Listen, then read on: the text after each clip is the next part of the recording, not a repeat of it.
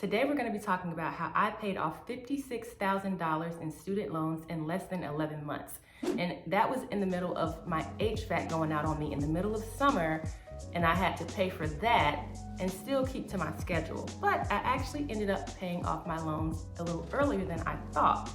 And here's the thing, I actually started off with $61,000 in student loan debt, and I paid the minimum balance for 6 years. Not only did my balance not go down, it went up to $68,000. Yeah, I paid the minimum balance. It was like $384. Sometimes it was $400, sometimes it was $500, and it was all going towards interest. And it didn't pay my balance down for 6 years. It went up to $68,000. So I created a plan. And it's actually a plan that anyone can do. So I'm gonna give you the 7 things that I did that are very practical to pay down my student loan debt in such a short period of time. Okay, so number 1, I created a budget because I needed to see how can I shift my money around? How can I reallocate my money to put more of it toward my student loan debt? Even if I had to sacrifice a little bit in other areas, how much extra money could I find? And I ended up finding an extra $300 in my budget.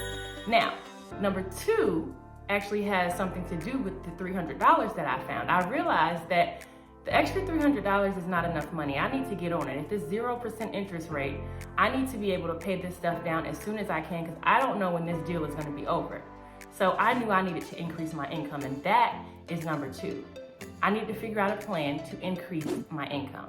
Honestly, I felt like if I was paying $400 towards student loans every month and it wasn't reducing my principal at all, that I could use that extra money, and I can see how people can become millionaires a little bit easier than I thought. Because if I could free up my money instead of putting it towards student loans and it wasn't doing anything, I could make my money work for me so much better. So increasing my income was a must. Now, number 3, how was I going to increase my income? Well, instead of me learning a new skill, I was like, listen, you need to use what you already know. You need to use the skills that you already have to make more money.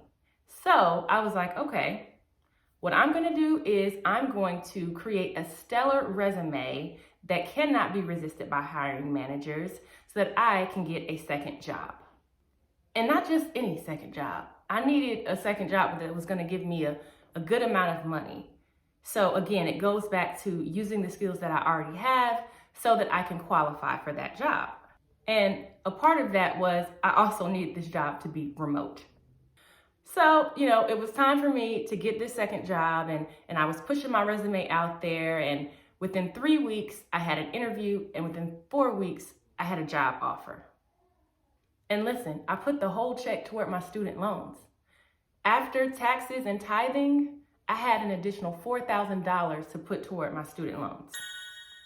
And of course, during that time, something had to go wrong. In the middle of summer, my HVAC system needed to be completely replaced. I thought it was just a leak and that I can get some Freon, but it turned out that my system was obsolete, and to get that particular Freon, it was gonna cost like $800 or $900, only for it to be depleted within, I don't know, some days or a week, and I would have to continue to do that process over again. So I knew that it was time for me to get a whole new HVAC system, which is not cheap at all. So this was just something that happened that kind of just threw a monkey wrench into my plans, but luckily I did have a savings account, so I was able to help fund the HVAC repairs, or really the HVAC new installation, with that money. But still, it was something that absolutely disrupted my plan, of course. So number 4, I'm still working my second job, but it's coming to an end. So it was only for a 3-month period. So now I'm at a point where I'm like, okay, I need some additional money. I don't want to just rely on the money that I found in my budget. I need some extra income. So number 4 was I sold some stock. Yes, I sold some stock, and it helped me to get the cash that I needed, and I put that toward my student loans. Number 5, I had an HSA account, a health savings account. And that was saving me a good amount of money monthly. And that additional money that I had from the savings, I was able to put toward my student loans. Number 6, I absolutely ask people that I let borrow money to pay me back. Please and thank you. I need all the money that I can get to pay these student loans off because again, I'm not sure when this period of zero interest is going to end. I need to aggressively pay it down. I'm not trying to be paying the minimum payment for 6 years and not have it go down again.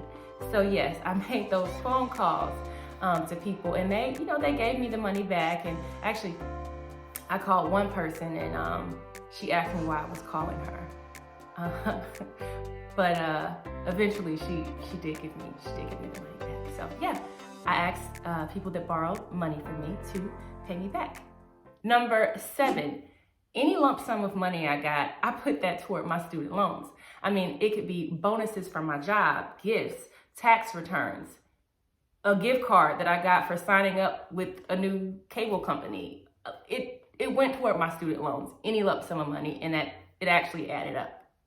Now, mind you, remember I was saying how I paid the minimum payment on my student loans for 6 years and it didn't go down, it just went up?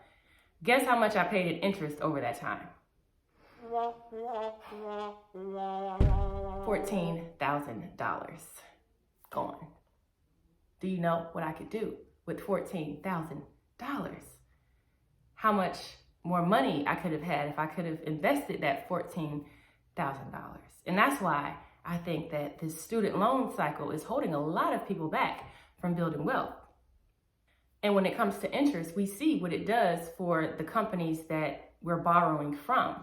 So I would encourage anybody who has a credit card or has a loan, take a look at your interest statement and see how much you're paying in interest and create a plan to pay those debts off. Seeing the interest statement alone, I think, will motivate you to aggressively make those payments. And now you have some tips that you can use to help you pay it down and pay it off. As for me, do I still have student loans to pay off? Yes, I still have $10,000 in student loans to pay off because I'm waiting on the debt relief program to kick in to wipe it away. No.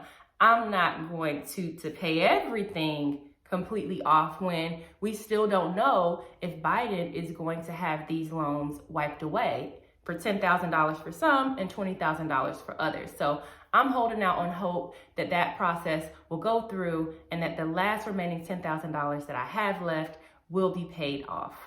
I hope these tips help you. I believe that they're very practical and I hope that you can use them to pay down any debt that you have. Thank you again for watching and I will see you in another video.